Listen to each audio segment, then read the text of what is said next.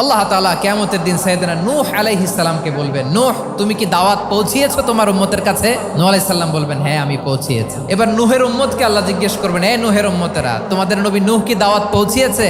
নূহের উম্মত বলবে, না আল্লাহ, কোনো দাওয়াতও আমরা পাই নাই, আপনারাও চিনি নাই, জান্নাতও চিনি নাই, জাহান্নামও চিনি নাই। নূহ আলাইহিস সালাম বিপদে পড়ে যাবেন। তখন আল্লাহ বলবেন, নূহ তোমার পক্ষে কোনো সাক্ষী আছে?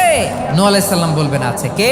উম্মতে মুহাম্মাদি। তখন আমরা বলবো, আল্লাহর নবী নূহ আলাইহিস সালাম তিনি আপনি যা যা বলেছেন ঠিক তার উম্মতের কাছে পৌঁছে দিয়েছে। এবার নূহের উম্মতের সাথে আমাদের ঝগড়া লাগবে। তারা বলবে, তোমরা আসছো আমাদের হাজার হাজার বছর পরে, তোমরা কি করে জানলা? তোমাদের সাক্ষী ধর্তব্য হবে না? আমরা তখন বলবো, আমাদের কোরআনে তোমাদের নবীর নামে আল্লাহ তাআলা একটা সূরা নাজিল করেছেন, সূরাতে নূহ। দিন রাত এক করে তোমাদের কাছে তিনি দাওয়াত পৌঁছেছেন, সব আমরা জানি। আমরা যখন বলবো এই কথা, নূহের উম্মত চুপসে যাবে। তখন আমরা সত্য বলেছি কিনা এটা আল্লাহ তাআলা জানতে চাইবে বিশ্বনবীর কাছে। তখন বিশ্বনবী আমাদের পক্ষে সাক্ষী দিবেন। আওয়াজ করে বলেন আল্লাহু আকবার।